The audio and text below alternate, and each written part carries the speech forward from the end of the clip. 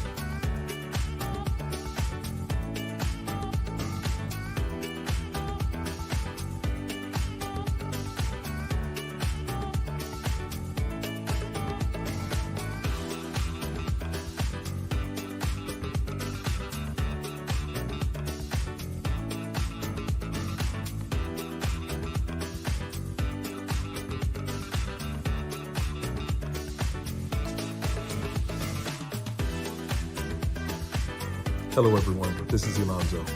Want to know how to get your first cloud job? Then please register for our webinar. We'll teach you everything that you need to know and answer your questions along the way. Hope to see you there.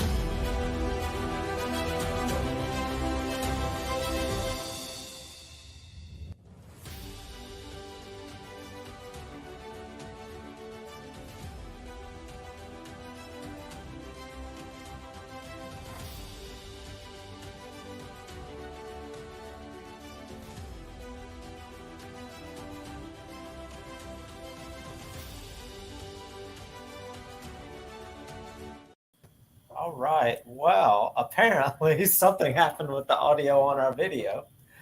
But welcome to another Cloud Career Q&A session with us at Go Cloud Careers.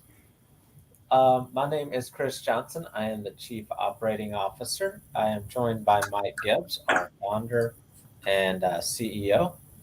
And we are here to answer any of your cloud career or cloud training questions, whether it's about the cloud architect job, the cloud engineer job, cloud engineer training, cloud architect training, um, anything and everything. What is a cloud architect? What is how to become a cloud architect?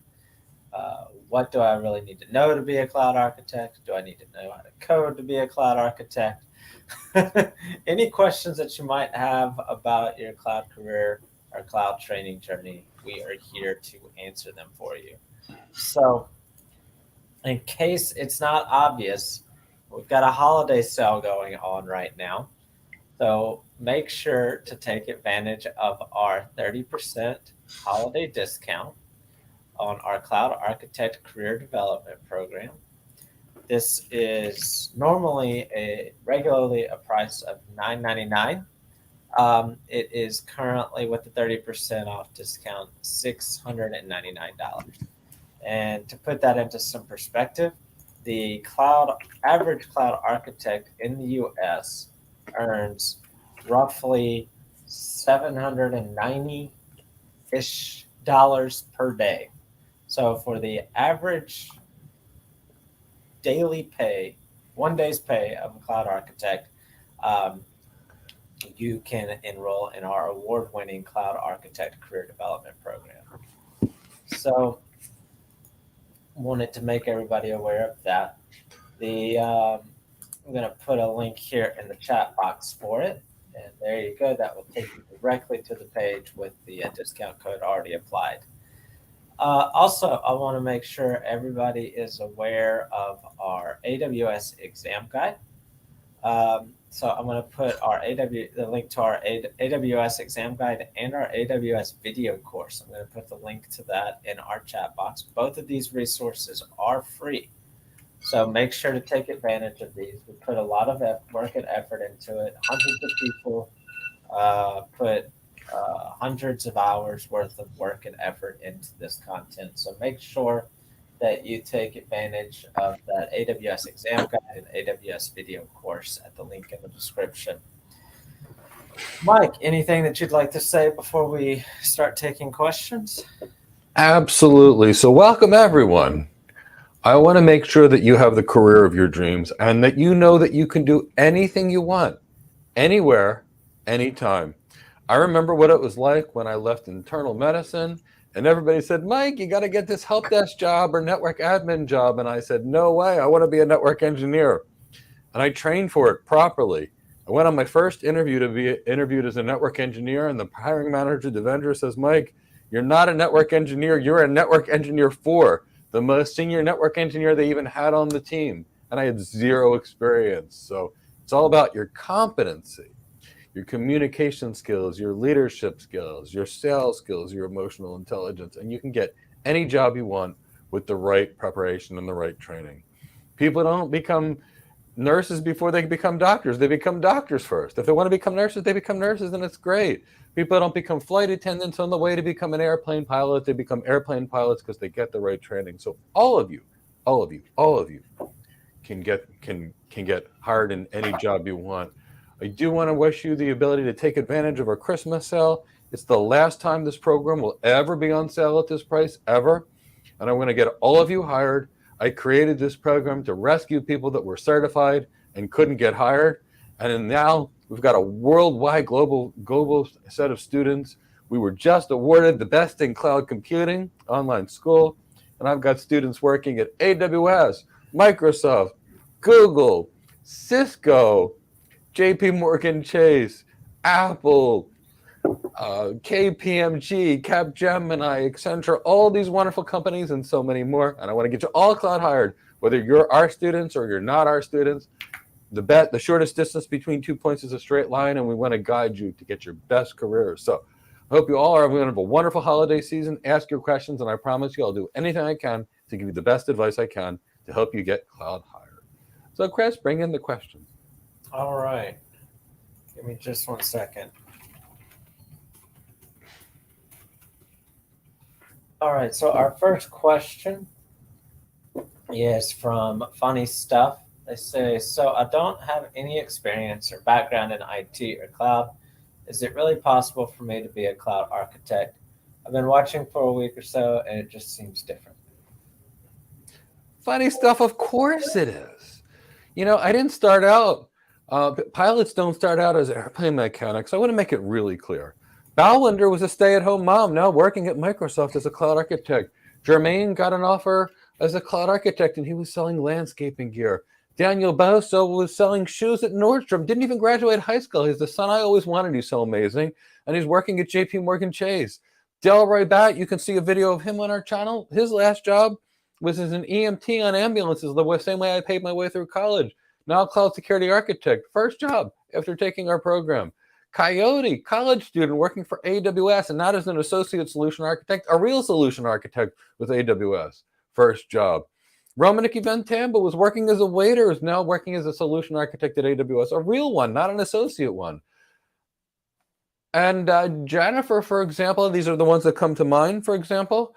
I mean, she was a mental health tech, now working at JP Morgan Chase, and I could give you person after person after person. So what I'm going to do is ask my chief operating officer, Chris, to pop in a couple of single people that we know had zero experience, and then he's going to share a playlist of many of the people that we've got in Cloud Hard. Jeffrey West is doing geospatial imaging, nothing related to cloud architecture, cloud architect. So we get it every single day.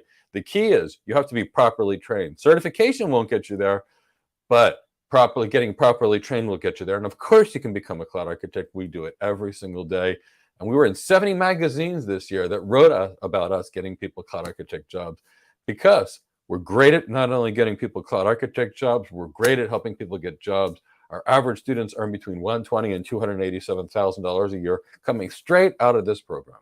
So we can do it, and we can help you as well. You just have to do the work. We give you the best training, but you have to follow up and do the work.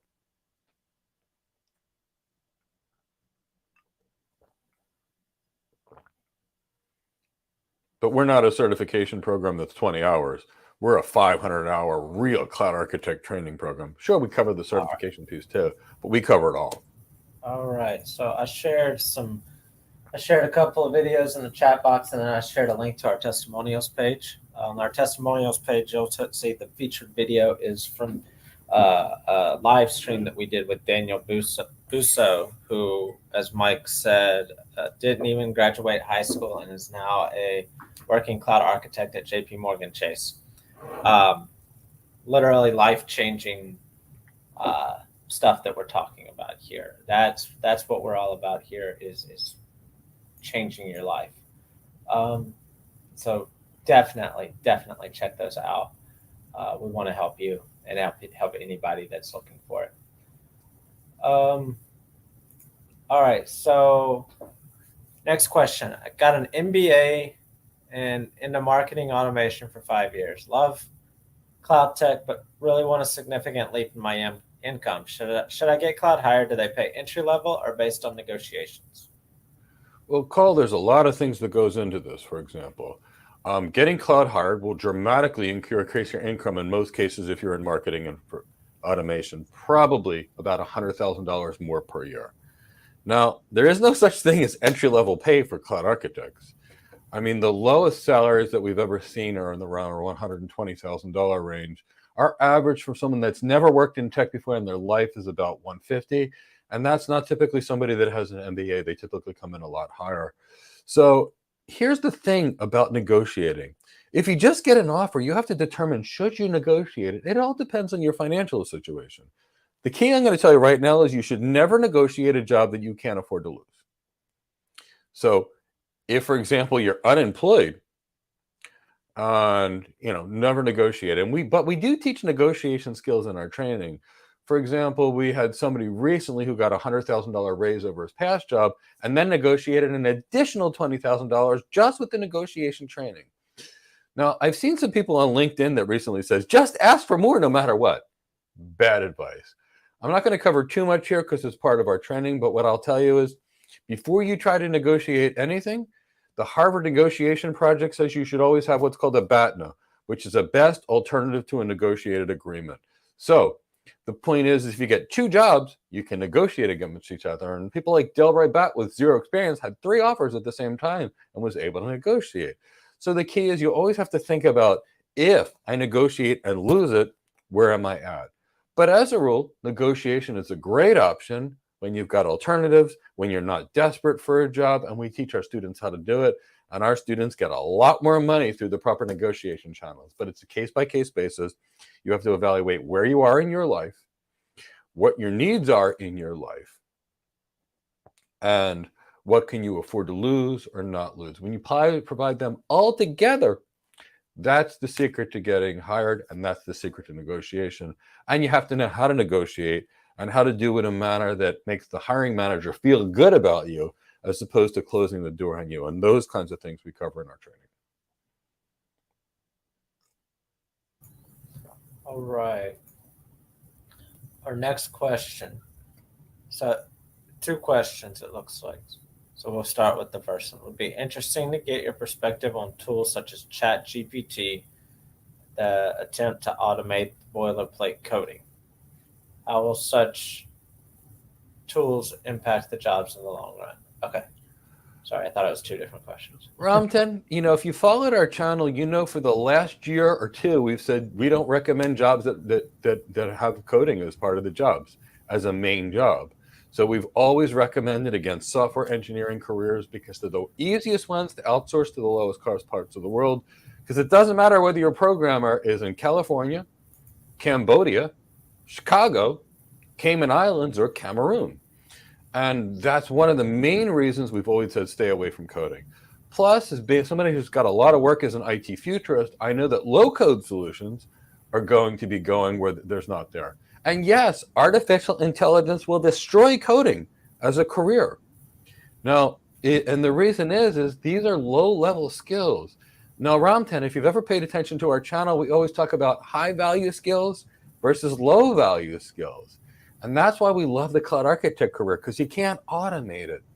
So you can't automate someone that's got the business knowledge to go walk into a CEO's office, ask about their business problems, and then find a way to take those business problems and translate that into a beautiful, elegant technology solution, build a team to design the solution, present it back, and sell it. You can't automate presenting at a conference and then changing the shape and building budgets in all your customers' environments like a cloud architect does. Writing white papers or papers to influence the industry that hit the human emotion and psyche cannot be done by ChatGPT. They can spit out boilerplate nonsense, but it's not going to embrace emotion that's going to influence the industry. And Ramtan, that's why we have our cloud architect program. And Ramtan, that's why we stopped taking new students into our cloud engineering program. And even our cloud engineers, they have the most elite training in business acumen and soft skills and leadership skills, emotional intelligence, executive presence, so they can do the big high-level skills. But Ramtan, for people whose focus is coding, their careers are going to die in the near future. For people who think certification is going to get them there, ChatGPT can do all that stuff. But what ChatGPT can't do is walk into a customer, learn all about the business, their pain points, build a relationship, entertain the clients like a cloud architect would do, talk to each and every worker from frontline workers to executives, find where they struggle, and think about how to improve the business performance, the business processes. So as Michael Porter at Harvard used to say, people, processes, and technology, that's what cloud architects do, and you can't automate that, and that's why we're here. But coding careers, I've not recommended them for years. When people ask me about coding throughout my life in the last multiple years, I said, please avoid that. It's a commodity. You don't want to go there. So that's why we train cloud architects. That's why our cloud engineers got the most elite training, but that's also why we stopped at accepting people into the cloud engineer program. So we can give our current students the biggest competitive advantage in the world. And we're really pushing against, the hands-on tech and into the leadership. How do you earn more money in tech? How do you win interviews? That's our focus, to make sure that our people and people that come to us get the highest salaries by far, get the most elite jobs that cannot be replaced by technology or outsourced. Great question, Ramtan, and good thinking. All right, next question. Let's say I want to become a cloud architect and be part of your training program. How would that work with a current job that takes 40 hours per week? Mr. Dominic, I had a 60-hour-a-week job when I did my MBA program and still came out with a near 3.97 GPA. But here's the thing. We have a lot of students that work full-time. Lots of students that work full-time. And we created our program in a special way. We're not like other people that charge $30,000 for a 16-week program. And when you're done that program, they kick you out, you're on the street, and you got to hope to get hired. We are self-paced with regards to the content that's in our program. And we never take that content away. So if it takes you 2 years to get through that content, fine. Now, here's the thing. We give you 1 year in our live classes to get the job done. And you'll be hired most likely while you're in our program. So we expect a lot of you to work full-time. And that's fine. If you're working full-time, you don't have the financial concerns of worrying about supporting yourself or your family or whatever, and that's a great thing. So we encourage full-time people. We've got lots of full-time people. And if you can't attend one of the live classes, guess what? We record them and you'll watch it later. So the point is, you can definitely do it in our program. And that's why we don't have any specified minimum and maximum hours per week. As long as you do it, you can do it on your own time. That's why we give you a full year of live classes. Look, I had a Richard Afukar get hired by AWS in 3 weeks. I had a network engineer, Joe Millen, who got a senior solution architect job in less than a month with AWS. But not everybody can do that. Some people need 6 months, some people 9 months. Some people need a year, and we don't care. Mr. Dominic 123, we can support you. We structured our program exactly the way that we did so that anywhere in the world could afford it, and anybody could take it, whether they work part-time, full-time, or unemployed. And we get great results either way. So of course you can do it. Find the time for you, whatever time you can do, and just do it. All right, so I'm gonna call out our watchers. We got 25 people watching right now, but a lot of people being awfully quiet. So make sure you ask us your questions. We're not going to be here all day. We want to make sure we answer your questions while we're here. That's why we come here, so that we can help you and give you some clarity and give you some guidance and feedback that you wouldn't otherwise be able to get. It's not every day that you're going to get guidance or feedback from someone like Mike, who has 2 decades worth of experience in coaching and training and developing individuals to reach their dream career, as well as the same period of time of experience in networking and cloud architecture. So it's a dual threat here, or a dual opportunity, however you want to look at it. So make sure you ask us your questions. Don't miss out. We're here for you. So let's see.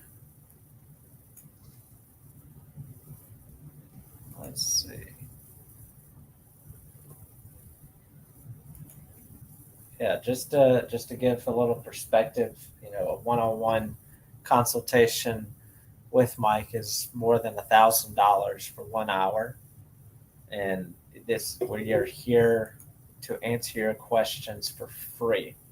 That's why we're here. We want to help you for free. Kind of a crazy idea, I know. All right, so we see this type of questions periodically from CC Lemon. You mentioned that understanding the network is important, but it seems you didn't mention 4G, 5G, mobiles, so on and so forth. CC Lemon, there's a good reason for it. Everything that matters is hardwired.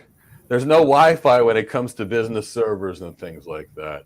So the only place 5G even pays a little bit is when you're dealing with edge devices and edge computing with some sensors that are out there. But the rest of this is irrelevant for the most part for we cloud architects. Look, we're going to be dealing with fiber optic connections, 10 gigabit Ethernet, 100 gigabit Ethernet connections. That's what we're talking about. You don't use Wi-Fi for this kind of thing. You don't use mobile phones for this kind of thing for the most part. It is hardwired undersea cables, underground cables. And here's the thing. An architect doesn't focus on the layer 1 technologies like the wire. CC Lemon, I spent 25 years as a network architect. I'm one of the original CCIEs. My number is 7417. I never even made an Ethernet cable in my entire life. Why? Because senior engineers and architects don't deal with the wire 1 stuff. Now, CC Lemon, your BGP knowledge is critical. You better know how to use BGP for traffic engineering. Wouldn't hurt if you knew some MPLS traffic engineering either. and your interior gateway protocols and your IP addressing, subnetting, and supernetting, you're kind of asking the skills of a much lower level career. And we're building elite architects, and that's not really part of it. Now, we will get into a little bit of 5G with regards to just thinking about where these connections are, but we're not doing any 5G architectures. So typically when you're dealing with the networking, you got the 7 layers of the OSA model. Layer 1, the physical layer. Architects aren't really dealing with that other than thinking about the speed of the connection they need.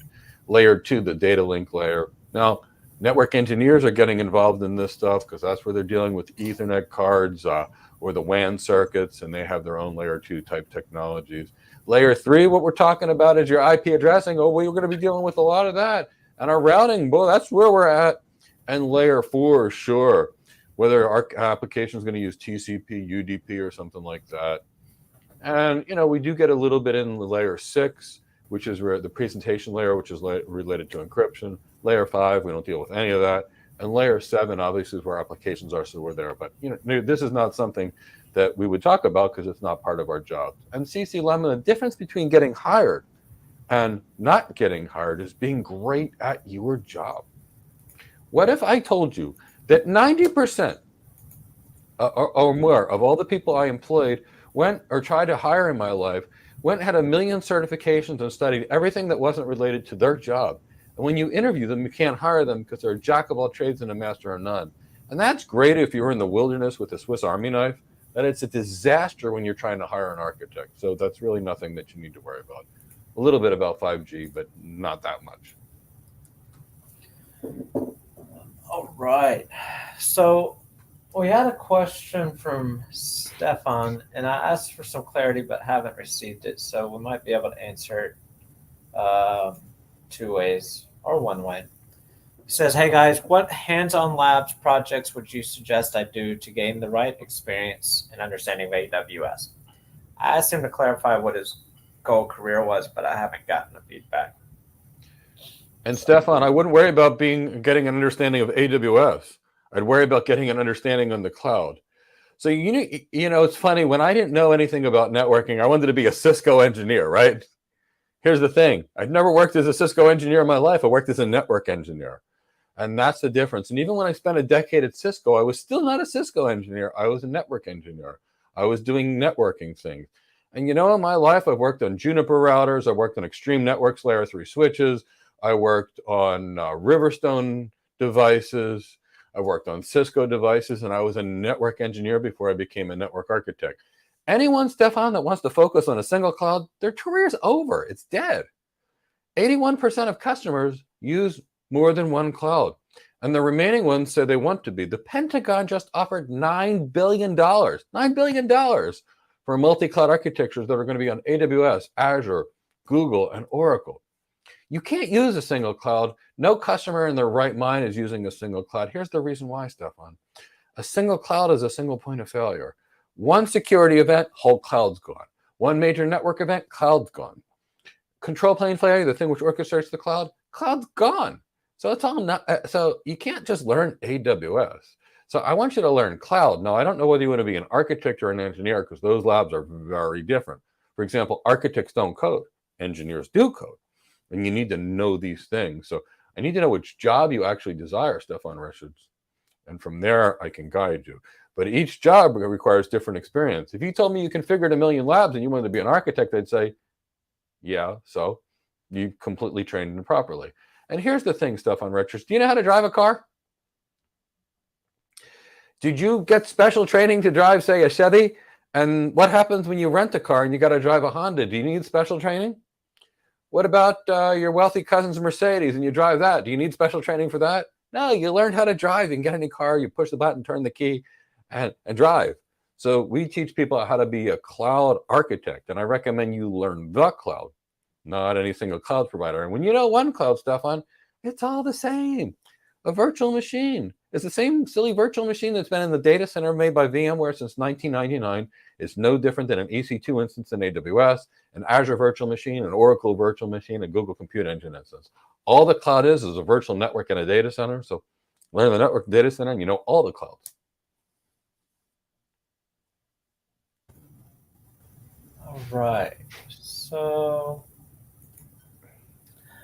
Looks like a follow-up to the first question. So experience doesn't matter. I look forward to watching those videos. Have you found it easier for people that are new to be a cloud architect or a cloud engineer? You know, funny stuff. I find it easier for people that are new to become a cloud architect. There's much less to learn. So as a cloud engineer, you have to learn some relatively decent coding skills. Now, as a cloud engineer, you need to get pretty good at hands-on Linux. As a cloud engineer, you got to get really good cloud configuration skills, and as a cloud engineer, you got to get really good on Terraform.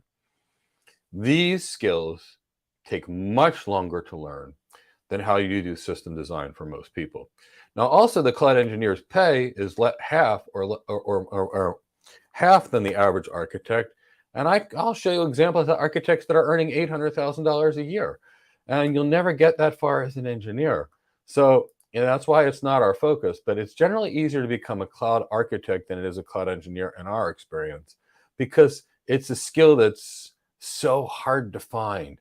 And because it's so hard to find, whenever we're dealing with jobs that are so hard to find, we're dealing with people when they're willing to look past experience if they can find somebody competent.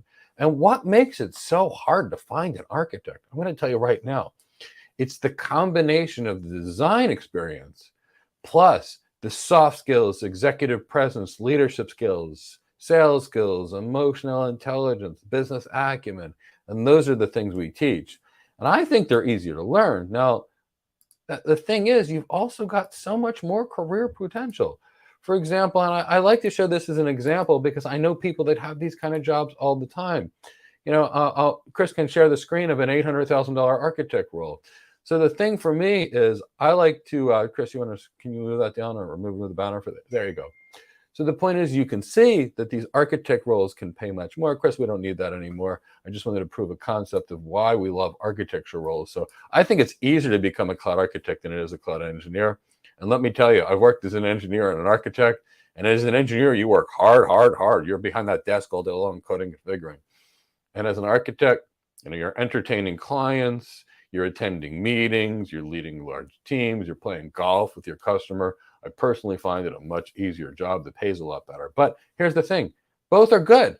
For people that want to code and configure all day long, let them be engineers. My best friend Moses, I got to tell you, you walk into his house, he's got the tech, the lights change colors, he does all the stuff he loves, being hands-on on the tech.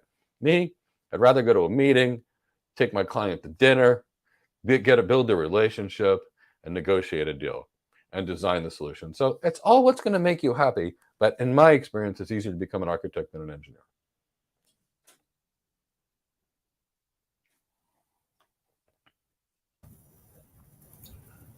All right. So I want to take the opportunity, in case you don't see it and you're not aware of it, we do have our holiday sale going on right now.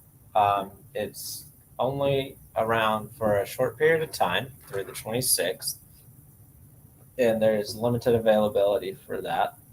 So make sure you take advantage of that. And it will be the last time that our program is at the price that it is now.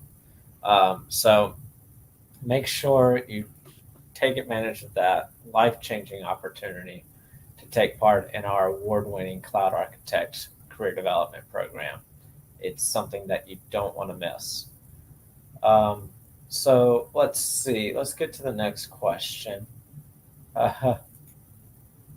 What's the work-life balance look like for people jumping into cloud architecture? Are you mostly traveling from client to client? Okay, Ramten, I'll put two things into context and then I'm going to be fair. The work-life balance for an architect is a whole lot better than it is for an engineer. But when you're dealing with the average salary of $199,000 per year, which is about the same as a physician or a lawyer would get that has to go to school for 7 to 12 years and have $300,000 of student loan debt, they have expectations for you. And the point is, when people ask me what's the best jobs at the work-life balance, I say, get used to saying the phrase, would you like fries with that, and go work at McDonald's. And here's the reason. When you work at McDonald's, at the end of your 8-hour shift, you're home. And when you have a big job, no matter what that big job is, whether you're a director, a chief information officer, a chief operating officer like Chris, a CEO like me, and a lead architect, things are going to happen. You're going to go home one day and your customer's going to have an outage. And you may have to go in there and be the person that goes and brings in donuts and is the cheering squad for the engineers that are going to go fix it while you're building the relationship with the client. Now, we won't touch the tech, but we're still there. So I don't want to say that, all you do is sit around and do nothing as an architect. No, one of my architects calls me every day and he says, Mike, can I take a second architect job? Because I don't do anything other than watch movies all day long of training videos, and I'm bored. And I'm like, no, you can't do that for these reasons. But the point is if somebody's goal is work-life balance, I'd say go look for a menial job where you can do your shift and not worry about it. But I will tell you, I had the best time of my life being an architect. When I went from network engineering to network architecture and then enterprise architecture, it was the best job of my life. I had it and I loved every minute of it. But, be fair, when people pay you a lot of money, they have expectations of you. And you have to be willing to be there for those expectations for your customer. It's not fair not to. So, Chris gets calls from me at 8 o'clock at night. Chris calls me at 8 o'clock at night. Now, we don't do it every single day, but it's just part of life. When you've got a big job, there's responsibilities. Because here's the thing, a hospital can have an outage at 2 o'clock in the morning. And if the outage isn't fixed, people die. So those engineers that are going to go fix that are going to get called and they have to go on site. Now, we architects typically won't be there at 2 o'clock in the morning. That's the relegation of the engineers.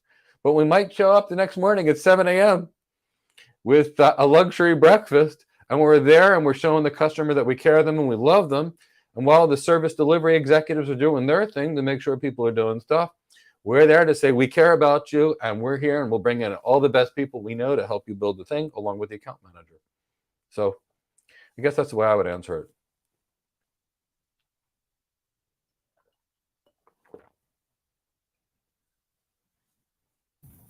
All right.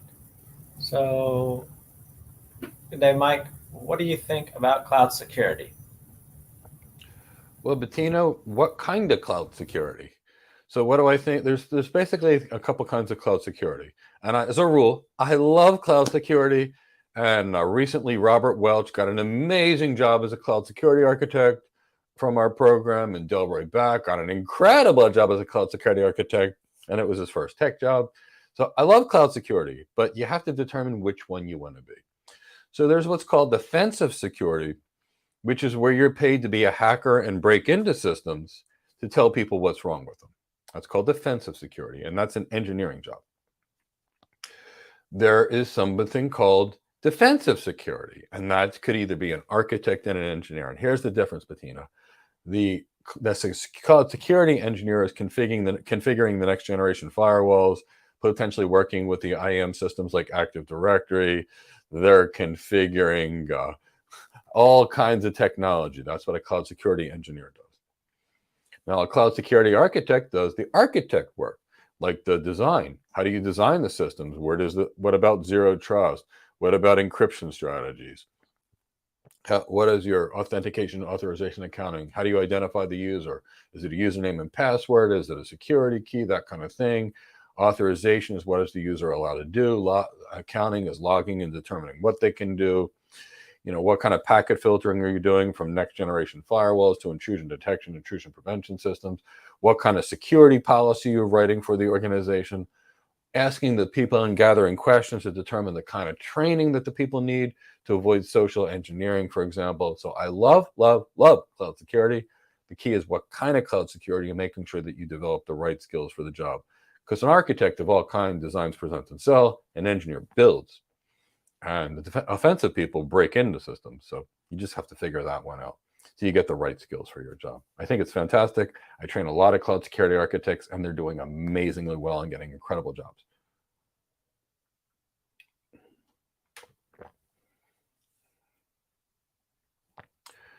Mr. Dominic asked, what are the top 2 things that you enjoyed the most when working as a cloud architect?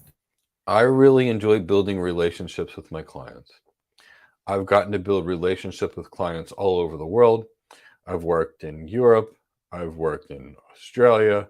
I've worked through all over South America. I worked all over the Middle East, all over the US and Canada. And I got to work with some of the biggest businesses in the world and build relationships with everything from CEOs to CIOs to ground level super smart engineers. I went I traveled, I got to eat at the finest restaurants, all in the company, stay in the nicest places, and really solve customer problems. See, I like helping people. And as an architect, whether I was helping a hospital make sure their systems worked so patients could be safer, or whether I was helping a bank make more money through technology, I just loved it. See, I like to solve problems, and architects solve problems. One of the things that I really enjoyed as an architect is, as an architect, you're a leader. And you're always presenting at conferences, and you're in a position to train and educate and develop others. So that was my favorite, working as an architect. When I'd go in and give a presentation and teach people things, I had a chance to change the lives of the people that work with me. So I developed many people along the way. As I was being an architect, people would say, Mike, I want to be an architect like you. How do I do it? I got to mentor people. I just loved it, Mr. Dominic 123. So I loved all parts of being an architect. But I'm about relationship development. I love building relationships, making friends, and helping people. And that's exactly what I did as an architect, and I loved every minute of it. I mean, it was the best thing I could ever describe. Oh, I was wondering when this question would come in. Which programming languages do you use, and would this differ from cloud provider? They didn't mention a career, so Smith, it depends on your career. Architects do not code. I'm going to say it again. Cloud architects do not code. Solution architects do not code. Architects design, present, and sell. Now, cloud engineers do code. Software developers do code. And what determines the coding language? Whatever business problem is trying to be solved that the architect determines. So it could be Python, it could be R, it could be Java. It's all based upon the thing that needs to be solved. But architects do not code. So all of this is going to be dependent upon what business problems are trying to be solved. But Smith, I'd really recommend being careful with programming careers if that's your goal, because much of the programming careers can be automated with either artificial intelligence, or right now what you're seeing in the cloud is something called low-code solutions. Most of the code banks are already made for you, and it's just patching the pieces together. But I don't know what your career is. If you want to tell us your career, we can give you a little more information. But keep in mind that architects don't code.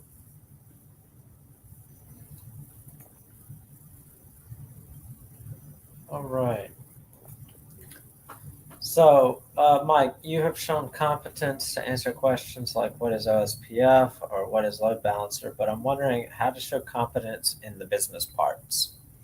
Chris, ask me the question, should I move to the cloud? Mike, should I move to the cloud?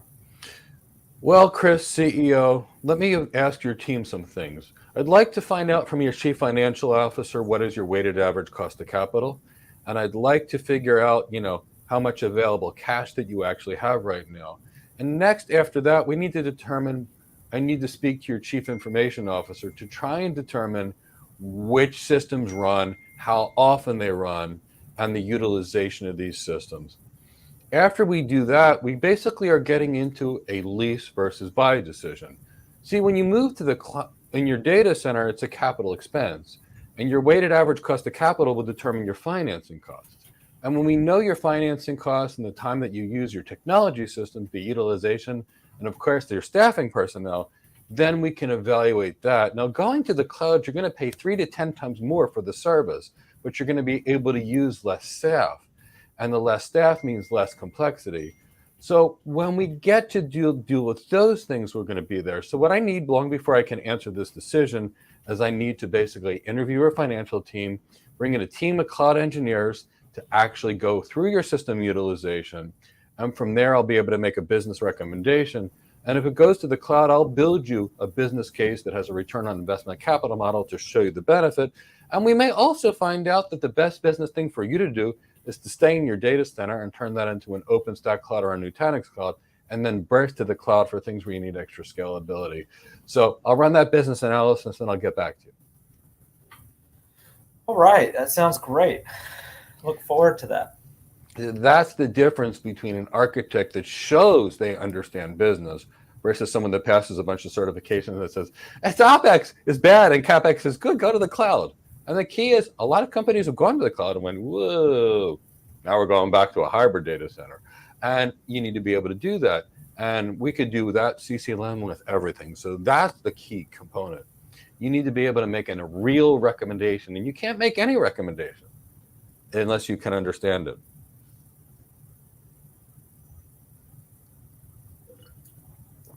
All right, so I got two questions from Sleeper Fan coming up. First one, I'm gonna do them in reverse order here. So their first question is, I want to get the veterans program. Can you elaborate more on the other courses in the veterans program? Absolutely, Sleeper Fan. No, the veterans program is something that I designed specifically for veterans. I grew up in the tactical community, worked with veterans my whole life, and they're a community that I care about. And we've won awards for this as well. We've been nominated in certain articles for the best in helping veterans.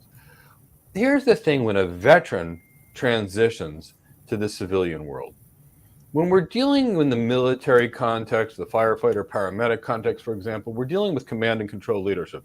Chris, meet me at XYZ location at these coordinates at a time. And he says, yes, sir, roger that. I'm going to meet you at XYZ locations. Now, in an emergency situation, I could do that. If I said that to Chris on a regular basis, I wouldn't have Chris, and we would be struggling.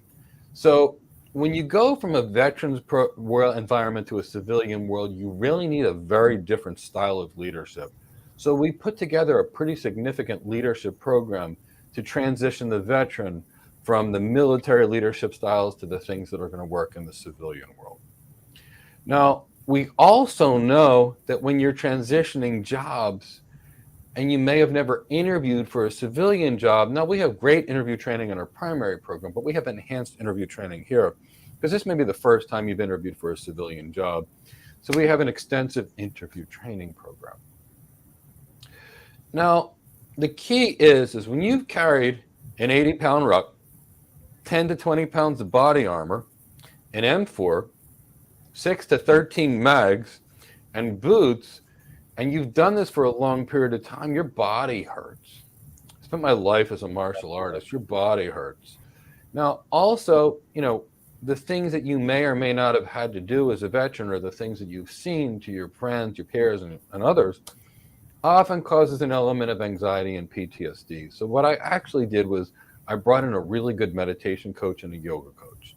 And there's a lot of this teaching you how to calm the mind and calm the body.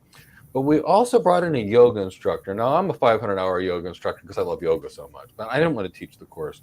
So I brought in somebody that I knew that had 20 years of experience, trained in India, trained with Patabi Joyce from the Ashtanga Yoga, trained with Bikram, and then taught for 20 years to basically bring in. And here's the thing with yoga. It's a meditation process, it's a breathing process. And by doing that, we can heal old injuries. When I started doing yoga, my back felt so much better. My shoulders, knees, and toes and feet felt a lot much better from a lot of the hard living I had in my life. So we put it there. Now, of course, we train AWS, we train Azure, and all those other things. But it's that. Now, in order to get into this program, someone needs to present one of the following: either an active duty military ID or a DD-214 to show that they were in the veteran. And veterans get 50% off of the veterans program because we care so much about the veterans community. It's a very extensive program.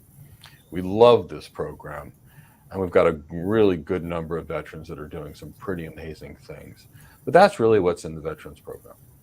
And we'd love to work with you. We thank you for your service. We'd be honored to work with you. And again, thank you for your service. Thank you for making our lives better and keeping us free. All right, and their follow-up question: I'm currently in Germany under contract and want to take your program to start the new year. My question is, can I wait until my contract is done to accept a job once I finish the program? Absolutely. Absolutely. Our goal is changing your life and getting you hired. If you're under a contract, great. That means you're not struggling right now. Keep it up. And of course, you could do the work while you're under contract. And then when the contract's over, you can get cloud hired. And we'd love to see that. Right. So our next question: with 5 hours of dedicated study time every day, can I finish the training in 3 months? Cole, I don't know. And probably not. And I want to be honest with you. This is a big job. It pays $200,000 a year on average. We've got people graduating with close to $300,000 salaries. It's a career that pays as much as a physician who goes to 4 years of college, 4 years of medical school, and then does a 3 to 7 year residency and fellowship and takes on $300,000 a day. This job pays more than the average lawyer, by the way, who takes on about $300,000 a day. Is it possible to do in 3 months? Sure. I've had some people do it in less time. Is it realistic or average for the normal person? Probably not. I don't know your last career. It's typically about 6 to 8 months for people that have worked in tech before, and typically a little longer than that. So, I don't want to say that you can do it. I'd rather underpromise and overcommit. Is it possible? Sure, absolutely. Is it likely? I think it's going to take you about 6 months, maybe 8 months. And the key, what's going to determine a call is the following. How good are your soft skills? How high is your emotional intelligence? How good are you at selling? How good are you at presenting? How good are you explaining complex things? And we have to teach most people these things. How much business knowledge and business acumen do you already have already? So there's that. And then how quickly can you learn the tech? And, we find a lot of people that have had tech jobs where they've coded and configured. But here's the thing, coding and configuring is different than designing. And to put it into context, why hands-on things typically don't work for architects is, let's imagine you wanted to hire an architect to design a hotel. Big, beautiful hotel like the Burj Al Arab, for example, or Intercontinental, or one of the Mandarin hotels. You need an architect. You need an architect for the vision. You need an architect that knows about strengths, the ground and wind and all these kind of things that are going to affect the building. You need somebody that can determine what it should look like, what it should feel like, those kind of things, which is different than an engineer who's a construction worker. The construction worker knows how to use the hammer, the nail driver, the saw, the drill. But teaching somebody how to use a saw or a drill won't teach them how to actually design the hotel. So I'd say on average 6 to 8 months, but we'd be honored to work with you, and we can definitely get you there. Yeah, so just to add on to what Mike's saying, so he's talking about the depth and level of knowledge that we need to have for this role. You could learn the information in 3 months, possibly, but are you familiar with it and confident enough with it to apply it? It's one thing to learn it, it's another thing to be comfortable practicing and applying the knowledge. Another thing to consider is 5 hours a day. How much can you truly retain in from that 5 hour period, day after day after day after day? Most people have limitations in the amount of information that they can retain and the amount of new, never before experienced information that they can retain. It's the way the brain works.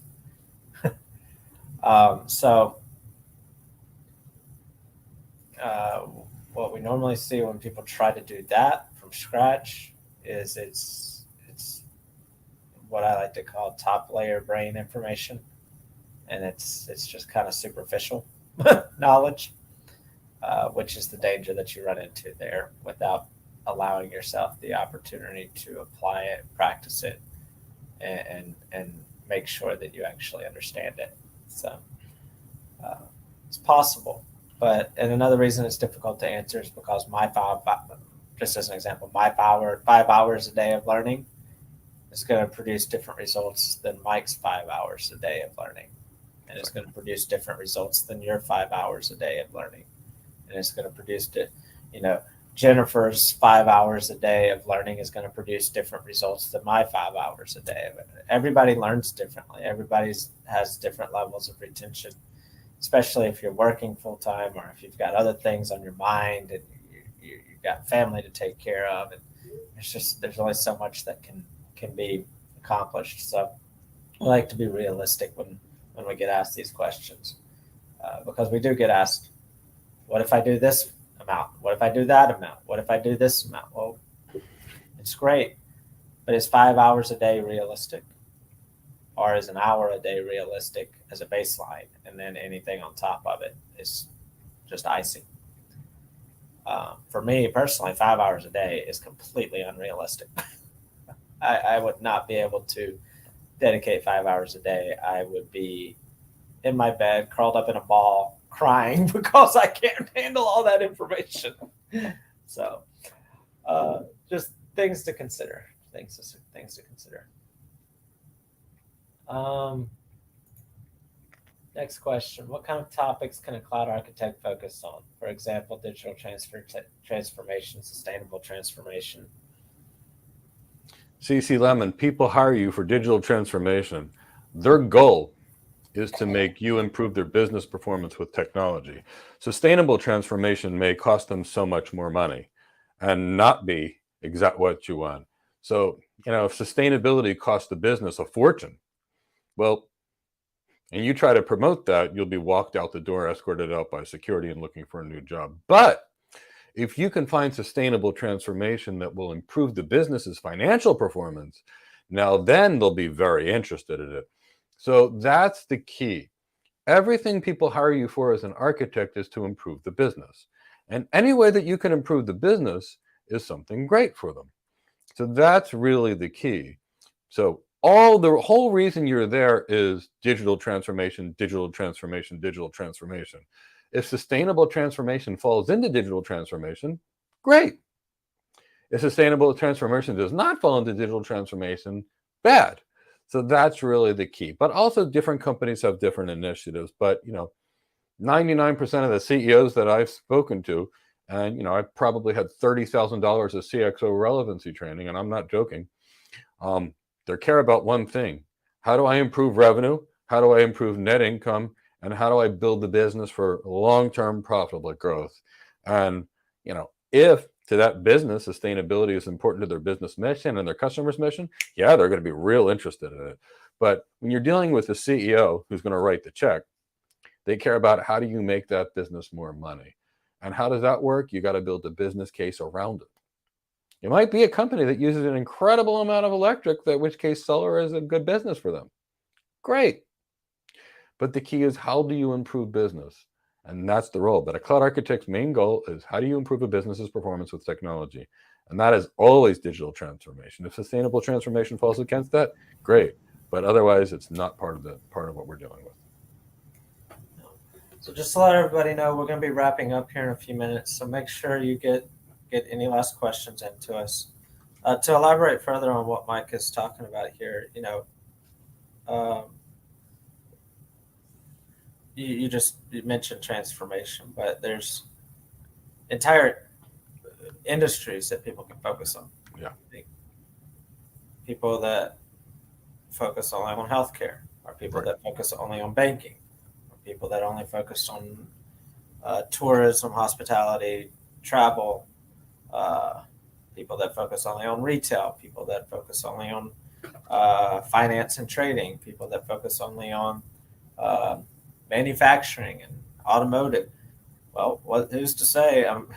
Moving forward, there might be an entire niche industry of businesses that their entire business model is sustainable something that they are able to make profitable, and then you're going to have to perform digital transformation for those sustainability companies. Yes. So there's all kinds of ways that you can niche down or specialize yourself, just like you can specialize in roles like security and infrastructure. You can specialize in industries or specialize in services or things like that. You build a big enough career, building a big enough brand, you can make yourself the guru of whatever it is, whatever your thing is. So Bettina says, I think I want to be a cloud security architect. Will the program help me become one? Oh, definitely. Definitely, Bettina. And there's lots of videos you can see on our channel. From Delray Batt, who got an incredible job. He actually had 3 job offers, and literally speaking, every single day, people are reaching out to him, please work for me, with an associate degree and 0 experience, to Bob Welsh, who got a really big and senior job, and you can see him. There's another video of him on our channel. People are getting cloud security architect jobs from our program all the time, and we'd love to help you get to your goals. Yep. All right, so this next one. Hi, Mike. I'm currently studying for the solution architect profession and also enrolled in an MBA online. Is there anything else I should do? My goal is to be a cloud architect. So Himu, there's nothing in the solution architect professional that will ever get you to be a cloud architect. Here's what's in a solution architect professional. Here's the name of some proprietary service, which you probably should never use in your life. And here's how to configure that service. Now, the good news is the MBA you're taking will definitely give you most of the business acumen you need. But here's what it won't. And I did 2 MBAs, honestly. I went to Drexel University and did 3/4 of an MBA and somehow got myself such a good job I had to quit and go to work. And then I did a second MBA. And at the end of my MBA, I learned things like, here's how you write a 20-page paper with APA citations. Guess what? Business people don't use APA citations. And here's the thing in the MBA program, what they should have said is, here's how to take a 30-page document and squish it down to 2.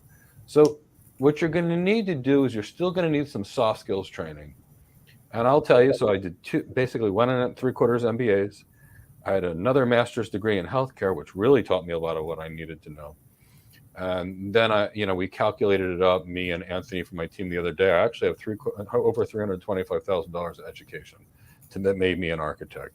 So I took between $10,000 and $20,000 of executive presence skills, between $20,000 and $30,000 of CXO relevancy skills, which is not covered in an MBA. So you could train with us and we'll get you there. But if you're not with us, make sure you get there. In addition to that, you're going to need really elite sales skills, so make sure you get some sales skill training. Now, you're going to need different presentation skills than are taught in an MBA program, so if you're not training with us, get yourself some executive presentation skills. Now, the MBA program will give you some leadership skills, but you're going to need more, so if you're not training with us, get some leadership skills training. And that's kind of the thing. So the MBA gives you a lot. Now, what you need to understand as an architect, you need to design a solution. And the things that you need to consider when you're designing a solution are networking, things like BGP, which is not covered in the AWS Advanced Networking, IP addressing, subnetting, and supernetting, which is not covered in any of those certifications, switching, which means VLANs, VLAN tagging, VLAN trunking, port channel, ether channel, link aggregation, group spanning tree, rapid spanning tree. Again, not taught in any of those certifications, but we teach it. You need to understand interior gateway protocols to some degree, such as OSPF. Now, the next thing that you also are going to need to know, DNS, DHCP, ARP, proxy, ARP, NAT, which is not the NAT that's taught in the Solutions Architect Professional or the AWS Advanced Networking. It's too junior.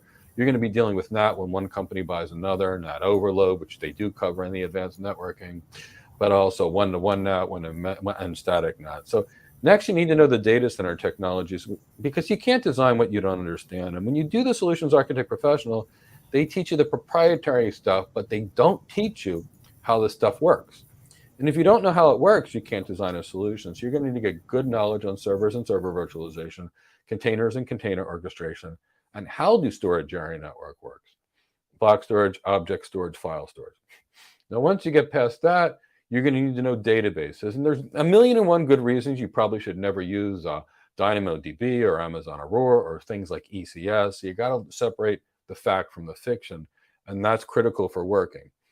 After that, you're going to need to have a good understanding of next generation firewalls, again, not covered in these things, business applications such as ERP systems, CRM systems, unified communications, again, not covered in these certifications, next generation firewalls, again, not covered in any of these certifications, including the AWS Advanced Security, and VPN concentrators and intrusion detection and intrusion prevention systems. Now, you also have to understand, Humu, that 81% of customers use more than one cloud. So you need to know how the tech works and how to get the cloud pieces to work together. So I would tell you the SAP and the MBA is about 35 to 40% of what you need. But it's the other components that you really need to really become great as an architect. So that'll get you 35% of the way there, but you're still going to need architect training. Architect training is how do you put the pieces and parts together in a manner that builds the business, not what's covered in that certification. We could train you, or you can get the training like I just described. All right. So our next question is from Adam. I'm 50 years old, small business owner looking to transition to a second career. Very proficient with tech, networks, Linux, CLI, some SQL. Is cloud architect viable at my age? No degree. Thanks. 50 years old is nothing, Adam Walker. That's a really good age because you've got some life experience. And if you had a business, the business experience is going to be helpful. Here's the thing. We recently got Bob Welch. You can see his video. He's 61 years old, and we just got him the most beautiful cloud security architect. Sig Wolf in Germany, he's 63, and we just got him hired in the role. So the point is 50 is nothing. We're working with people in their 60s, and they're getting hired too.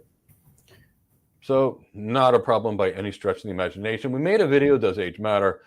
I'll tell you, between 35 and 55 is really the sweet spot because you've got some life experience. People see you more as a strategic advisor. Sure, we get people like Daniel Bosu, who's 20 years old, and Delroy Bad, who's 25. We get them hired too. We had a Vladimir, again, no experience recently. We got him hired as a cloud architect, and he did really great for himself. But the key is it's usually easier at 50 than it is younger than 50 because you've got some wisdom and life experience. There's a video that Chris just put in the chat box called Does Age Matter? And that video will be highly helpful to you to learn how to play to your strengths at any age. And oh, great. He put a video from Bob as well. All right. So let's see. So this is our last question from Stefan. Is it wise to learn Agile, Scrum when becoming a cloud architect? No. So Stefan, I'm going to give you a real quick question, which is the same thing. If you desired to be an airplane pilot, do you think it'd be wise to go to law school? Architects design, present, and scale. We are not Agile people. We're not Scrum Masters. It's a totally different career. And Stefan, the biggest thing that keeps people from getting hired is learning all these skills that are not related to their career. So in a word, no. I just wanted you to understand why. Become a great architect. Focus on architecture, and you'll have a career that's better than everyone else. All right. So that was our last question. Want to make sure everybody is aware. I got it up here at top. We got our holiday sale going on right now on our award-winning cloud architect. Show us that beautiful award, Mike. Our award-winning cloud architect career development program, recently selected as the best online education for careers in cloud computing. So we have our regular price of $9.99. It's currently, with the 30% discount, $6.99. This is the lowest price that it will ever be again. We are unfortunately having to adjust our prices next year after 2 years of being at the same price. So take advantage of this while it's available before it runs out. Also, I want to make sure everybody sees the webinar link that I shared in the chat box. We've got a free How to Get Your First Cloud Job webinar that we do next Thursday. You can register at that in the link in the chat box and at the link in the description if you want to learn more about us and what we do and how we can help you become the ultimate cloud architect. That webinar is for you. So I want to thank everybody for joining us. Hope you have a good holidays and a good rest of the day. Mike, any last words? Enjoy your holidays, whether it's Christmas, Hanukkah. I celebrate both Christmas and Hanukkah, Kwanzaa, whatever it is. Enjoy your holiday. Celebrate some time if you have family. Enjoy it. Friends, enjoy it. Believe in yourself. You know, so many people fail to improve themselves and get to their goals because they're so afraid. Don't be afraid. Be courageous. People that are courageous still have fear. It's what they do in spite of that fear. Now, I've been told I couldn't do lots of things. And guess what? With enough hard work, I've been able to do them all. You can do them all. If 20-year-old Daniel Bosu, who didn't even graduate high school, got training from us and can work as a cloud architect, and trust me, he's so motivated. He's so good-hearted. He's the son. One of the sons. Like, I wish I could adopt him as my son. I love him so much, but he's got great parents. But that's the key. He can do it. You can do it. Anybody can do it. If Bob Welch at 61 can do it and Daniel Bosu can do it at 20, take advantage of this great opportunity, change your life, and change your career, and have something you love. All right. Thank you, Mike. And again, have a good weekend and happy holidays, everybody. We will see you all soon.